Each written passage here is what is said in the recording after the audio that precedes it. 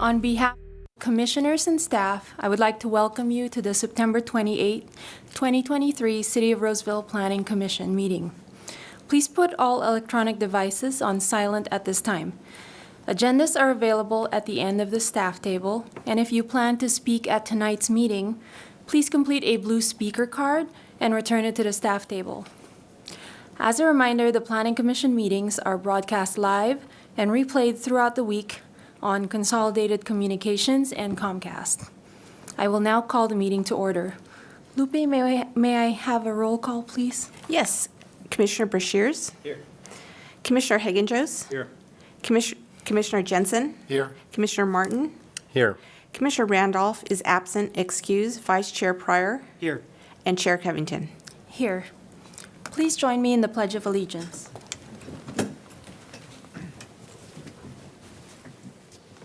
I pledge allegiance to the flag of the United States of America and to the republic for which it stands, one nation, under God, indivisible, with liberty and justice for all.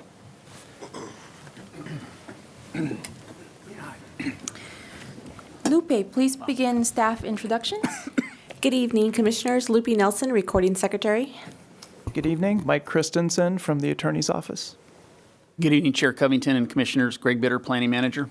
Good evening, Chair Covington and Commissioners. Derek Ogden, Senior Planner. Good evening, Chair Covington and Commissioners. Kenny Shallow, Associate Planner. And good evening, Commissioners. Matt Todd, Principal Engineer. Thank you. The public comment period is a time for anyone who would like to address the Commission on any item not on tonight's agenda. When addressing the Commission, please state your name for the record and limit your comments to 3 minutes. If anyone does speak, please complete a blue speaker card and return it to the staff table. And it looks like we do have one speaker card here for Lauren Meeks. Please come up and state your name for the record, please. Good evening. My name is Lauren Meeks Harris, and I currently serve on the Roseville's Grants and Advisory Commission. I'm here visiting tonight in the role of part of the class of 2024 for the Roseville leadership. So I am up here observing another commission that's part of our assignment this evening. Each of us throughout, I don't know who else will probably come next month, but expect Leadership Roseville applicants, students alike, to come and observe your commission meetings. And hope you guys have a good evening. And I'm here just to observe how you guys run yours. This will be interesting considering, like I said, currently I serve on the Grants and Advisory Commission. Thank you. Is there anyone else who would like to address the Commission on an item not on tonight's agenda? Hearing none, I will close the public comment period. We'll move on to the consent calendar, which consists of routine items that may be approved under one motion as recommended in the staff reports. However, each item may be considered separately upon a request by the audience, the Planning Commission, or staff. Tonight's consent calendar consists of one item, item 5.1, the minutes from the September 14, 2023 Planning Commission meeting. Is there anyone on the commission or in the audience who would like to pull this item off the consent calendar for separate discussion? Hearing none, may I have a motion to approve the consent calendar as listed? I'll make a motion to approve the calendar. I'll second. Commissioner or Vice Chair Pryor has made the motion and Commissioner Martin has seconded the motion. Roll call, please. Commissioner Martin? Yes. Commissioner Brashears? Yes. Commissioner Jensen? Yes. Vice Chair Pryor? Yes. Commissioner Hagenjos? Yes. And Chair Covington. Yes. The motion is approved.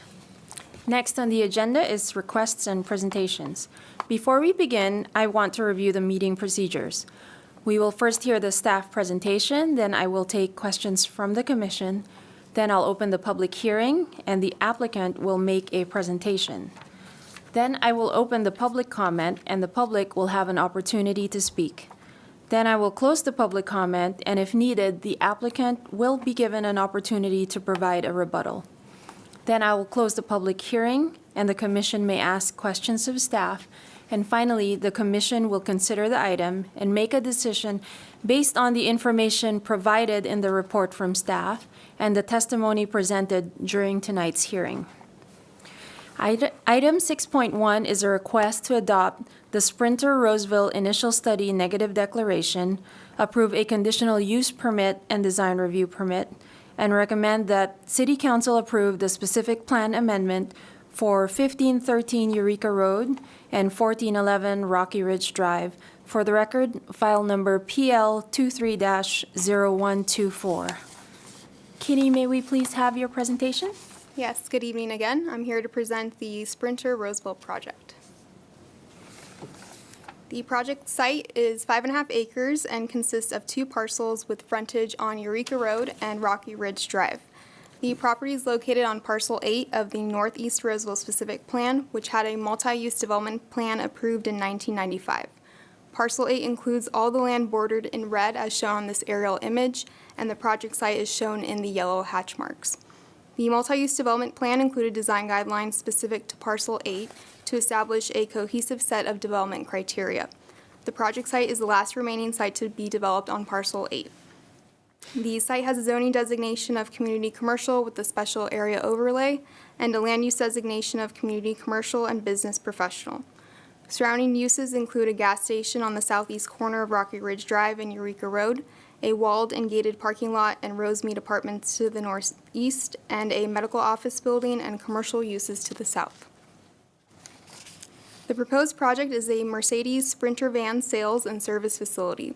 The entitlements include a text-only amendment to the Northeast Roseville Specific Plan Parcel 8 design guidelines to allow vehicle sales in the community commercial zone with approval of a conditional use permit, or a CUP to allow the use, and a design review permit for the site design and architecture. The Parcel 8 design guidelines include a list of permitted uses, which include auto-related uses such as a gas station and auto parts retail, but auto sales is not currently permitted. The zoning ordinance does allow for auto sales in the CC zone subject to approval of a CUP, and the general plan identifies auto sales to be a primary use for the CC land use. The proposed specific plan amendment would amend the list of permitted uses for Parcel 8 to allow auto sales with approval of a CUP consistent with the zoning ordinance. The CUP process allows staff the ability to impose operational conditions to ensure compatibility with surrounding uses. The site is encumbered with several utility easements because electric transmission lines cross the northeastern side of the property. Since no permanent structures are allowed within these easements, most of the site will consist of parking lot areas. The building is approximately 97,000 square feet and 2 stories, but will have a footprint of approximately 59,000 square feet. The first floor will have an indoor showroom, parts storage, sales offices, 2 detail bays, and 21 service bays, with an indoor ramp that provides access to the second floor. The second floor will consist of 26 service bays. The parking requirement for the site is 115 spaces, which is based on a ratio of 1 space per 1,000 square feet of indoor and outdoor display area. The site plan provides 325 spaces, and 206 of these spaces will be used for vehicle inventory. The remaining 119 spaces will be made available for employees and patrons. The areas highlighted in yellow on the site plan are the location of the outdoor display areas. Access to the site will be provided by the existing driveway on Rocky Ridge Drive and the 2 driveways on Eureka Road. City engineering and fire department staff determined the project complies with refuse service standards and with emergency vehicle circulation requirements. As mentioned, the building will be 2 stories and will have a max height of 55 feet, which is the max height allowed by the Parcel 8 design guidelines. The building is designed with modern elements, including the use of glass curtain walls and a mix of corrugated and aluminum metal panels in shades of black and gray. The variation wall planes and roof lines provide visual relief and a break in the facade. Overall, the building meets the design guidelines, and the building materials are consistent with or complementary to other buildings located on Parcel 8, including the adjacent medical office, which also has glass block accents and metal cladding. The Parcel 8 design guidelines require that landscaping must cover a minimum of 15% of the site. The project meets this requirement, and also consistent with the guidelines, the project will have 35-foot landscape setbacks along the street frontages. The design guidelines also establish a parking lot shading standard that is as close as possible to 50% shade coverage due to the existing transmission lines. The easements around the transmission lines include height limits for all structures and plants, which limits applicants to the use of small trees that provide much less shade. Because of this, the parking lot shading is approximately 20%, which staff has determined is as close to 50% as possible given the site constraints. Although the project is consistent with the Water Efficient Landscape Ordinance, the frontage along Rocky Ridge Drive includes a large amount of non-functional turf area. Staff provided a memo to the Planning Commission prior to tonight's meeting that proposes to amend Condition 13 of the design review permit to require this frontage be redesigned prior to issuance of improvement plans to reduce the amount of turf and minimize water usage. The hours of operation will be Monday through Saturday, 7 a.m. to 9 p.m., and Sunday, 9 a.m. to 9 p.m., and each shift will have approximately 60 employees. The proposed use is compatible with the surrounding commercial uses, which include a gas station, commercial parking lot, medical office building, and retail uses. The building will be located more than 400 feet away from the Rosemead apartment complex to the northeast and is separated by a walled parking lot with landscaping around the perimeter. The setback and elevation differences reduce potential for any visual or noise impacts on residents. Also, all service activities will occur within the enclosed building, and no service activities are allowed to take place outdoors. The project is required to comply with the city's noise ordinance, which will ensure there are no noise impacts to surrounding uses. Early notification of the project was posted on the Arcona website, and notice of tonight's hearing was published in the Press Tribune, distributed to a 300-foot radius, and published on Arcona. Staff has received one phone call and email from a representative of the Granite Bay Dermatology and Laser Center located to the south of the site. They indicated they did not support auto sales on the property and the use was better suited in the auto mall. This email was included in the memo provided to the Planning Commission. Consistent with CEQA, an initial study leading to a negative declaration was prepared, which found the project would not cause any significant environmental impacts. The document was published for a 20-day public review, and no comments were received. In conclusion, staff finds the project is consistent with the goals, policies, and standards of the Northeast Roseville Specific Plan, Zoning Ordinance, and General Plan, and the required findings for approval can be made. Staff recommends the Planning Commission adopt the initial study negative declaration, recommend the City Council adopt the specific plan amendment, and adopt the required findings of fact, and approve the conditional use permit and design review permit subject to the recommended conditions of approval, including the revised Condition 13 for the design review permit. And that concludes my presentation. I'm available for any questions. Thank you, Kinney. Commissioners, are there any questions for staff at this time?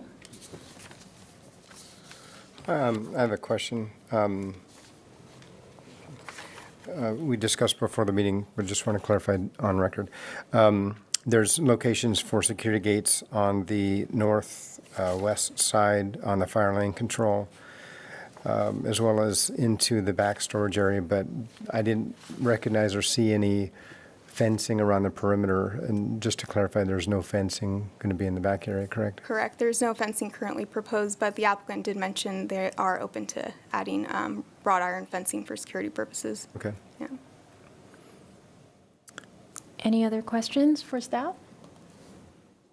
Okay, I will now open the public hearing, and I would like to invite the project representative for this item to address the commission. Hello, my name is Linda Francis. I'm an architect with Dennis Flynn Architects. We specialize in automotive. I'm here representing Envision Motors.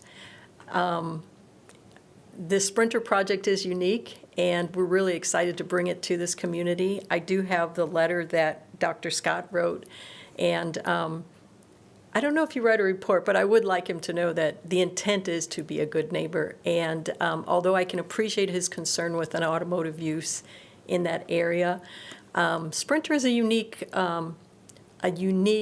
automobile, if you want to call it an automobile, in itself. So I don't think he'll see the same activity that he would anticipate at a typical car dealership. The Sprinter vans are unique in that they are more of a conversion van. They're either, someone might buy it and operate their business out of it. So we've seen them be very super high tech. We've also seen them as mobility vans. We sell a lot of them for that use. They suit well for that.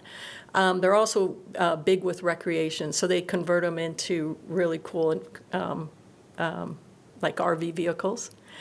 And then they're also, a lot of people just use them as like a work, like they'll put an actual shop inside of it and then go to a home, for instance. And so anyways, it's got 4 different types of uses.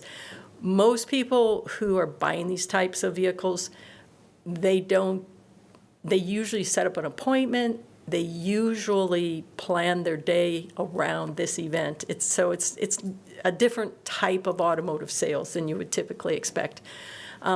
This particular owner, Envision Motors, we've been working with him for probably over 30 years, and the specific owner, and he's usually a really good neighbor. So I think the doctor will hopefully benefit and enjoy having him as a neighbor. We've really worked closely with staff, and I really want to thank all of you because, number one, you're very thorough, but you're also very kind to work with. So we really enjoyed the process. So I really appreciate all of the comments. I think we have a better project now than we did when we first started. So I just wanted to thank all of you. We've received comments from all the different departments, and I think all of them together has just made it a better project. So I'm here for any questions, if you have any. Thank you. Commissioners, are there any questions for the project representative? Yes. Okay, could you step back up? Oh, I'm sorry. No problem. I just wanted to ask, will it be new van sales only, or will there be used inventory also? That's a good question. Primarily new, and to be honest with you, I don't see a lot of used ones, probably because it's such a new product. So there really, if there are used ones, there aren't that many. Primarily new. And there is a lot of service too. And will it be exclusively vans, or will there be other vehicles for sale also? This is strictly Sprinter vans. Okay, Yeah. thank you. I just wanted to ask or clarify, at least what I read. This is going to add about 120 jobs to the community. Did I read that correctly? I would say in that facility, that's an accurate statement, but there's also the people who do these conversions. I will imagine that they're going to also come because the conversions don't happen on site. The conversions happen off-site, and then they show up to the dealership. So it's an interesting process. Okay. Any other questions? I have some questions. I think the adjacent owner might be concerned, you hear service, you think service, loud noise, people think welding and stuff. Obviously, the shop doesn't have that because it's just a repair shop. It looks as though there's a ramp on the right side of the building, just looking at the plan, and then there's an entrance on the left side as well as the back right area on the top of the corner of the building. So one entrance is to the ramp upstairs. So you have 47 bays. That's great. It's a lot of bays. It's amazing. So the ramp that goes upstairs, does that have a roll-up door? Is it always Yes. open? It does have a roll-up door? Yes, roll-up. So it are has a these going to be roll-up door. fast roll-up doors, or are they going to Yes. be closed Yeah. during hours? During hours, well, this particular owner does condition his service shops, so So then he yes, probably it will would be then, be, yeah. okay. And so that is the same for the other entrances as well to the Yeah. first service? Yeah. Okay. Incorporation of the Mercedes-Benz standard is great. The building looks good, makes it look more like an office building. I think it turned out to be a great project. And I think with locations of where the doors are and away from the front of the building, away from the area of noise, that would impact the neighbors. I think all of this process was taken into consideration. And I think the neighbors should be happy with what's going to happen on there. And Sprinter vans they're not as noisy as standard auto shops, yeah. Good building, good project. Yeah, it should be fun. It should be really fun. This particular standalone Sprinter facility and the vision that the owner has is going to be unique in the country. It will become a destination point, I believe, for people looking for vans because he's putting together something that we haven't done before. So Sprinter Mercedes is excited about this particular point. If this one is successful, I imagine they're going to have more standalones like this, so. Thank you, Commissioner. Any other final questions? No? Okay. Thank you. You may be seated. Thank you. I will now open the public comment period. Is there anyone from the public who would like to come forward and address the commission on this item? Seeing none, I will now close the public comment period. Any additional questions or comments for the applicant from the commission? I have a comment to make, if possible. I actually visited the site during the week, and I stood at the front of the site out on Eureka Road and looked left and right, and it's clearly visible that you can see another car sales from that actual site, which is, I think it's CarMax. So I think the precedent has been set in this area. I measured it, it's less than 750 feet from that site to the other side. So I think it's a good fit for that location. I think the precedent has already been set. I'm very happy to see Mercedes-Benz Sprinter vans come and bring business to Roseville. Thank you, Vice Chair Pryor. Any other comments? Okay. I will now close the public hearing. Would anyone like to make a motion? I'll make a motion that we recommend that we take the following actions: adopt the Sprinter Roseville initial study negative declaration, recommend the City Council adopt a resolution approving the specific plan amendment, adopt the 3 findings of fact, and approve the conditional use permit subject to 6 conditions of approval, and adopt the 4 findings of fact and approve the design review permit subject to 71 conditions of approval, including the amended point number 13, the project landscape plans. Second. Vice Chair Pryor has made the motion and Commissioner Brashears has seconded the motion. Roll call, please. Vice Chair Pryor, Yes. Commissioner Jensen, Yes. Commissioner Brashears, Yes. Commissioner Hagan-Joes, Yes. Commissioner Martin, Yes. Chair Covington. Yes, the motion is approved. There is a 10-day appeal period for this item. Next on the agenda is the Commissioner and staff report. Are there any reports from staff? Well, quick items tonight, Chair. We will be having a meeting on October 12th. We have a couple items for you on October 12th. At this point, we don't have anything scheduled for October 26th, but as soon as we confirm that, I will let you know one way or the other. And then the last thing to let you know is you took action on a couple projects back on August 24th. The Cannell Properties projects in Campus Oaks and Sierra Vista, where we kind of moved units all over town. That was approved by City Council last Wednesday on the 20th. And also the zoning code, the downtown code amendments and the zoning code cleanup and that little sign ordinance amendment also was approved by City Council last Wednesday on the 20th. And that's all I have. Thank you. Any questions or comments from the commission? I just, really quick, sorry, clearing my throat. It's Lauren, right? Yes. I just wanted to say thank you for coming, and we appreciate it. I think there's at least, I know I'm a Leadership Roseville graduate, few of us up here, so it's a great program. It's nice to see you joining us tonight. So, thank you. Thank you. Commissioner Brashears, any other last comments or questions? All right, may I have a motion to adjourn? So moved. Second. Commissioner Hagan-Joes has made the motion, and Commissioner Martin has seconded the motion. All those in favor? Aye. We are adjourned. Hey.